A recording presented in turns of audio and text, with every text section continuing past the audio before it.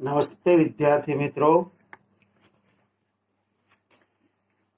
Very good morning to all. કેમ છો?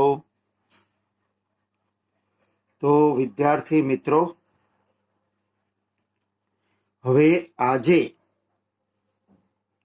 આપણે તમારા જે સેમેસ્ટર 1ની બુક છે એનો ચોથો અને છેલ્લો યુનિટ એટલે કે યુનિટ 4 આપણે ચલાવવાના છીએ. વિદ્યાર્થી મિત્રો, આ ચોથા યુનિટનું જે પહેલી એક્ટિવિટી છે એ પહેલી એક્ટિવિટીનું નામ છે સન ટૂર એટલે કે સૂર્યની મુસાફરી. હવે આપણે જે આ પહેલી એક્ટિવિટી છે એ એક ચિત્ર વાર્તા જેવું છે. એટલે કે દરેકે દરેક ચિત્રની નીચે કેટલાક સેન્ટેન્સીસ છે જેનાથી આખી સ્ટોરી બને છે. પણ મિત્રો, આ સ્ટોરી ચલાવતા પહેલા હું આપને આ જે પહેલી અને બીજી એક્ટિવિટી છે એ બંનેના ડિફિકલ્ટ વર્ડ્સ, તેના ઉચ્ચાર અને તેના અર્થ વિશે માહિતી આપી દઉં.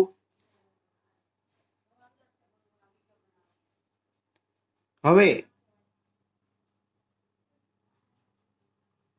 આ ચોથી એક્ટિવિટીના યુનિટ 4ની પહેલી એક્ટિવિટીના વર્ડ્સ આપણે શરૂ કરીએ. વાઇન્ડ. વિન્ડ એટલે પવન. સ્ટ્રોંગેસ્ટ એટલે સૌથી વધુ મજબૂત કે સૌથી વધુ શક્તિશાળી. તમે ગયા વર્ષે કમ્પેરેટિવ રૂપ ભણ્યા હતા કે સ્ટ્રોંગ હોય એટલે મજબૂત કે શક્તિશાળી. વધુ શક્તિશાળી મીન્સ સ્ટ્રોંગર, એને ઈઆર લાગે. અને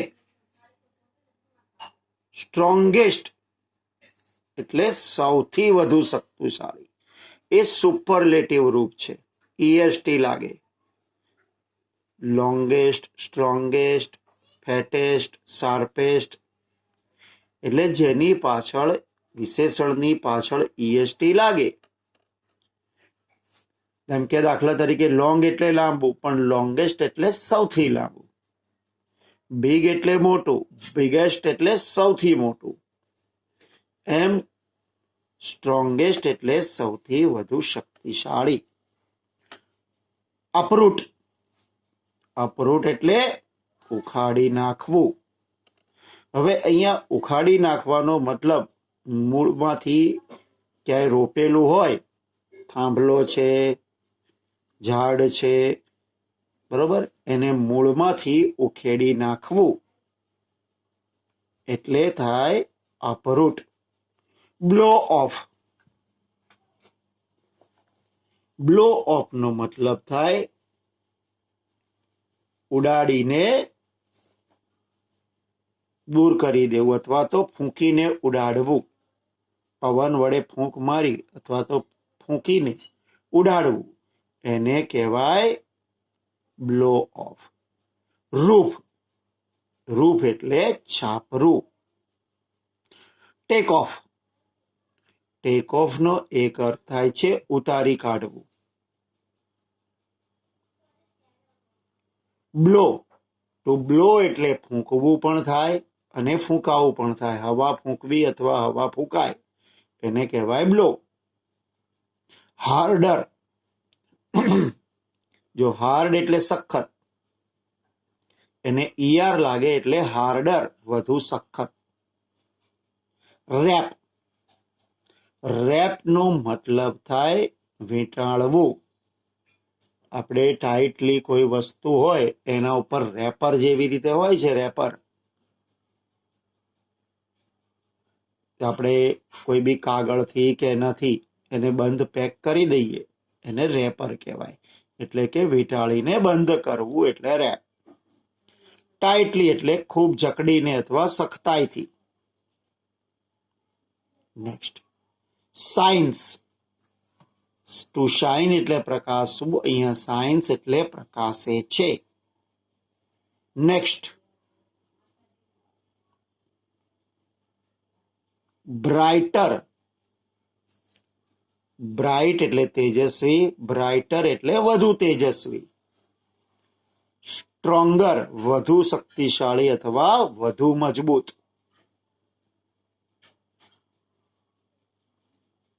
નેક્સ્ટ, ઓડિયો સીડી એટલે કે સાંભળવાની સીડી. કપબોર્ડ એટલે કબાટ. હેપન્ડ એટલે બન્યું.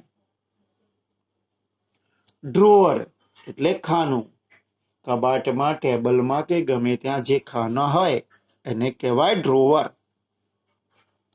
કન્ફર્મિંગ એટલે ખાતરી કરે છે અથવા તો ખાતરી કરવી. સોલર એનર્જી મીન્સ સૌર ઉર્જા.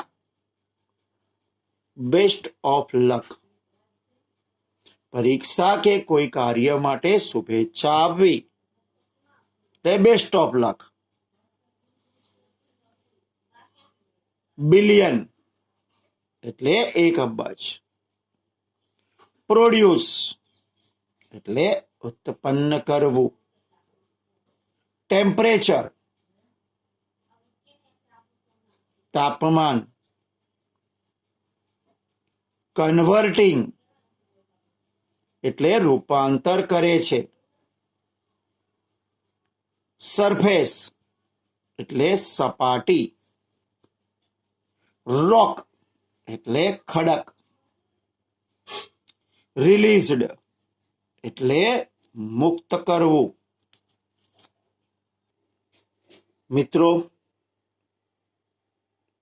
હવે આપણે શબ્દો જોઈ લીધા. હવે આપણી સ્ટોરી આપણે શરૂ કરીએ. એક્ટિવિટી 1 ની પહેલી સ્ટોરી સન ટૂર એટલે કે સૂર્યની મુસાફરી. હવે જો આ સૂર્ય છે, આ પવન છે. તો one day the wind says to the sun. એક દિવસ પવને સૂર્યને કહ્યું, I am the strongest in the world. હું વિશ્વમાં સૌથી વધારે શક્તિશાળી છું. I can uproot trees. હું વૃક્ષોને ઉખાડી શકું છું. I can blow off roofs and. હું પતરાઓને પણ હવાથી ઉડાડી શકું છું. અને હવે આટલું જ્યારે બોલ્યો ત્યારે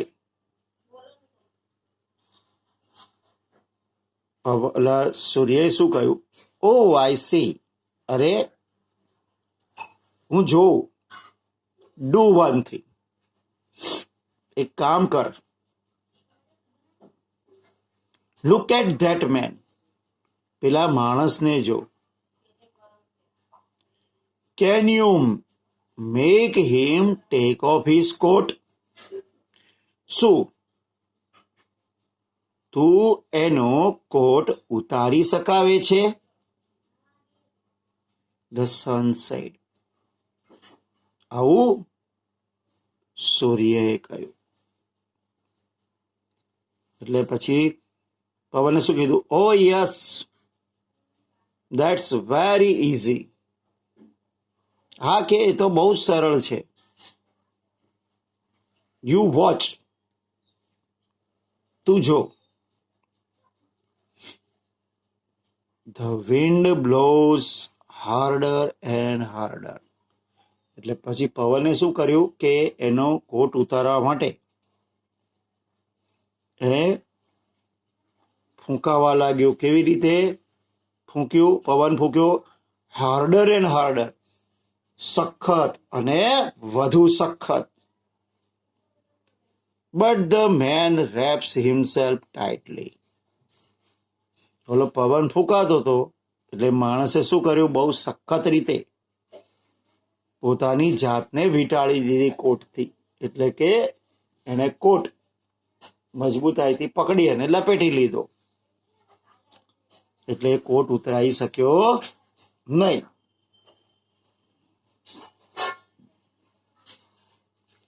finally the wind stop.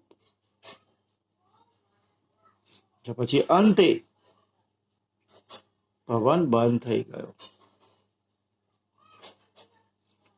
Now let me try, said the son.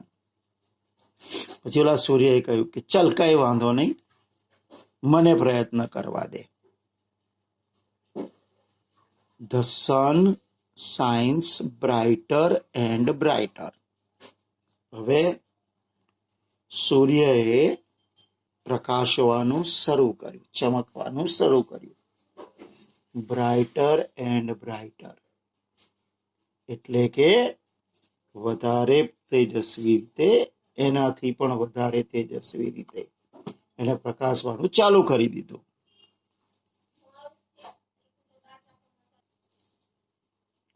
The man takes off his coat. હવે ગરમી બહુ જ લાગી, એટલે સૂર્ય ચમકવા લાગ્યો એટલે ગરમી વધવા લાગી, અને ગરમી વધવા લાગી એટલે ઓલા માણસે પોતાનો કોટ ઉતારી દીધો. And sits under a tree. અને ઝાડ નીચે જઈને બેસી ગયો. એટલે જે શરત હતી એ કોણ જીત્યું? સૂર્ય.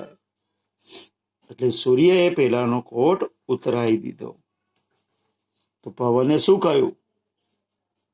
યુ વિન, તમે જીતી ગયા. You are stronger than I એમ.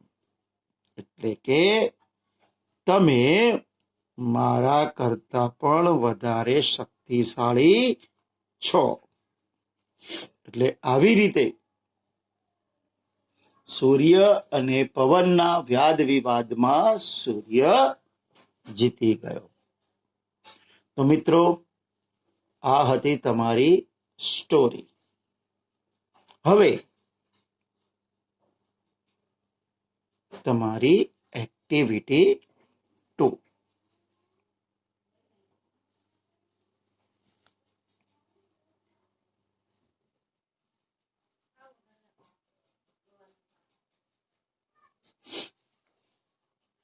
વૃંદા. આ ડાયલોગ છે વૃંદા અને એની મમ્મી વચ્ચે. વૃંદા કહે છે, mummy, where have you kept my project work? Mummy, તે મારો પ્રોજેક્ટ ક્યાં મૂક્યો?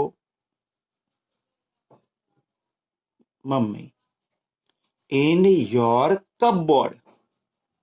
તારા કબાટમાં. Vrinda, and where have you put my colour box? અને તે મારી રંગપેટી ક્યાં મૂકી? Mummy, in your drawer. તારા ખાનામાં. Vrinda, I can't find my science book. મને મારી વિજ્ઞાનની ચોપડી મળતી નથી. I have put it also in your cupboard. મેં તેને પણ તમારા કબાટમાં મૂકી છે. Have you put the audio CD in my bag? શું તે મારી સાંભળવાની સીડી મારા દફતરમાં મૂકી છે? Mummy: yes, of course. હા, ચોક્કસ. Vrinda: And what have you done to my box? અને તે મારા પેલા ખોખાનું શું કર્યું? Mummy: box? Box? Which box? કયું box? What has happened to you? Vrinda: એટલે કે વૃંદા, તને શું થયું છે? વૃંદા કહે છે, મમ્મી ડિયર, મમ્મી વાલી, I am only confirming. હું માત્ર ખાતરી કરી રહી હતી. સોરી, હું દિલગીર છું. ટુડે, આજે, I have a project on solar energy in our school. એટલે કે આજે મારી શાળામાં સૂર્ય ઉર્જા પર પ્રોજેક્ટ છે. મમ્મી: બેસ્ટ ઓફ લક બેટા.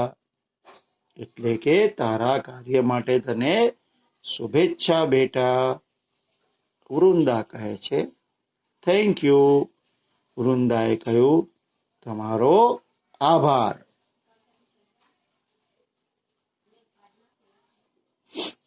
મિત્રો, હવે એક્ટિવિટી 3. અહીંયા એક્ટિવિટી 3માં શું લખ્યું છે કે here are some interesting facts about the sun. Know them. અહીંયા સૂર્ય વિશેની કેટલીક હકીકતો આપવામાં આવી છે, તેને જાણો. તો જો પહેલી હકીકત, the sun is 5 billion years old. એટલે કે સૂર્ય 5 અબજ વર્ષ જૂનો છે. It is 15 crores kilometer away from the earth. તે પૃથ્વી કરતા 15 કરોડ કિલોમીટર દૂર આવેલો છે. It is 1,30,000 times the size of the earth. તે આપણી પૃથ્વી કરતા કદમાં 1,30,000 ગણો મોટો છે. It is just like a hydrogen bomb.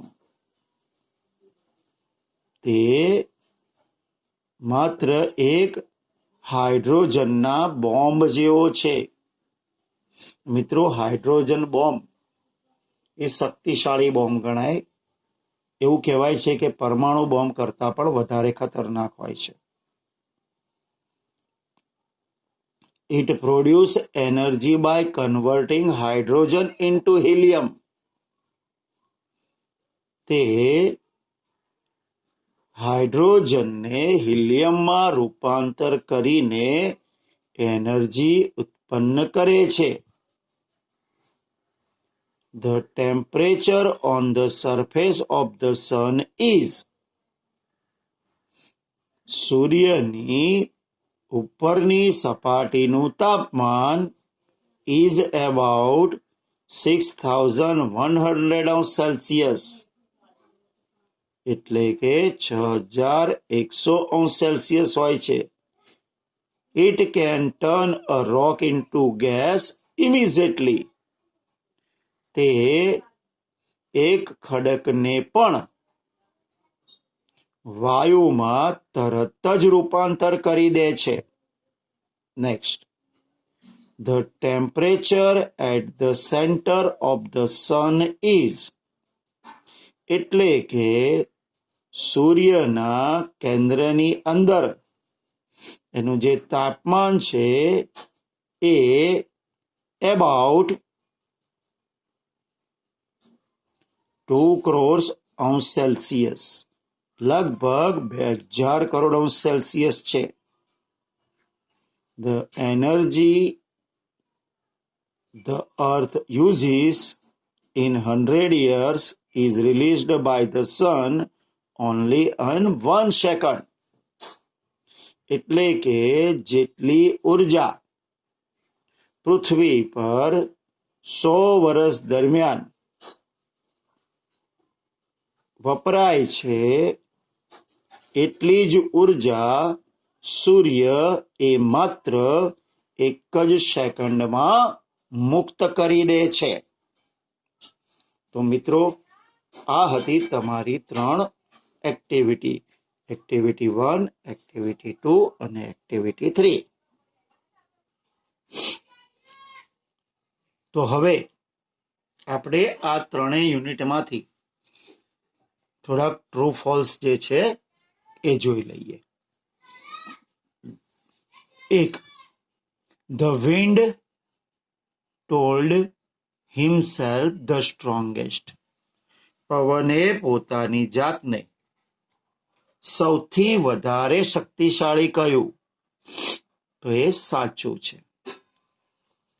The wind can uproot the trees. એટલે કે પવન વૃક્ષોને ઉખાડી શકે છે. સાચું. The sun can blow off roofs. સૂર્ય પવન ફૂંકીને છાપરાને ઉડાડી શકે છે. તો કે એ રોંગ છે. એ કોણ કરે છે? પવન. એટલે કે સૂર્ય એ પવન ફૂંકીને છાપરા ઉડાડી શકતો નથી. Next. The sun asked wind to take off the man's coat. એટલે કે સૂર્યએ પવનને પેલા માણસના કોટને ઉતારી કાઢવા કહ્યું. તો સાચું. The man take off the coat. એટલે કે માણસે કોટ ઉતારી નાખ્યો. When? જ્યારે the wind blows harder. જ્યારે પવન સખત ફૂંકાયો ત્યારે. તો જ્યારે પવન ફૂંકાયો ત્યારે એણે પોતાનો કોટ ઉતાર્યો નહોતો. તો વિધાન ખોટું છે. The sun blows harder and harder. સૂર્યએ એટલે કે વધુ ને વધુ સખત ફૂંક મારવા લાગ્યો. તો કે ના, સન નહીં, કોણ? વિન્ડ. તો વિધાન ખોટું છે. The sun wins. સૂર્ય જીતે છે. તો કે હા, આ બંનેની વાતમાં અંતે કોણ જીતે છે? સૂર્ય. The man takes off his coat and sits under the tree. At last. અંતે માણસ પોતાનો કોટ શું કરે છે? ઉતારી નાખે છે અને ઝાડની નીચે બેસી જાય છે. તો અંતે બેસે છે જ્યારે સૂર્ય પ્રકાશે છે ત્યારે. તો વિધાન કેવું છે? સાચું. તો true. Next. The sun is 5 million year old. એટલે કે સૂર્ય 50 લાખ વર્ષ જૂનો છે. તો કે ખોટું. 5 મિલિયન નહીં, 5 બિલિયન. તો આ વિધાન ખોટું છે. Next. The temperature at the center of the earth, sun. The temperature at the center of the earth. એટલે કે સૂર્યના કેન્દ્રનું તાપમાન કેવું છે? લગભગ 2 crores અંશ સેલ્સિયસ, એટલે કે 2 કરોડ અંશ સેલ્સિયસ. તો કે આ વિધાન સાચું છે. તો મિત્રો આ 10 તમારા ટ્રુ ફોલ્સ હતા. આની અંદર મેં ક્યાંય આન્સર લખ્યા નથી. તો તમારે પણ તમારી જાતે હોમવર્ક સમજીને આ જે ટ્રુ ફોલ્સ છે એના આન્સર જાતે લખવાના છે. હવે મિત્રો આપણે આ પહેલી, બીજી, ત્રીજી એક્ટિવિટીથી કોઈ જાતના ક્વેશ્ચન આન્સર કાઢ્યા નથી. કારણ કે આપણી જે ચોથી એક્ટિવિટી છે જે આપણે હવે ચલાવવાના છીએ કે સોલર એનર્જી, સૌર ઉર્જા, તો આપણે એમાંથી તમને ક્વેશ્ચન આન્સર આપીશું. અત્યારે માત્ર તમારે આના સવાલ જવાબ જ તૈયાર કરવાના, ખરા ખોટા તૈયાર કરવાના છે. તો મિત્રો આ તમારી 3 એક્ટિવિટી આપણે અહીંયા પૂરી કરી છે. હવે નેક્સ્ટ ટાઈમ તમારી જે ચોથી એક્ટિવિટી છે સોલર એનર્જી એ ચલાવીશું. ત્યાં સુધીમાં તમારે આ એક્ટિવિટી જે ચલાવી એના શબ્દો, એના ઉચ્ચાર, એના ગુજરાતી અર્થ, ભાષાંતર તૈયાર કરી લેવાનું છે. અને ત્યારબાદ આ જે ખરા ખોટા છે એ તૈયાર કરી લેવાના છે. તો આપણે અહીંયા આપણો આજનો સેશન પૂરો કરીએ છીએ. નેક્સ્ટ ટાઈમ યુનિટ 4 ની ચોથી એક્ટિવિટી સાથે ફરી મળીશું. ત્યાં સુધી હું આપની રજા લઉં છું. આપ સૌનો ખૂબ ખૂબ આભાર. Thank you. આવજો.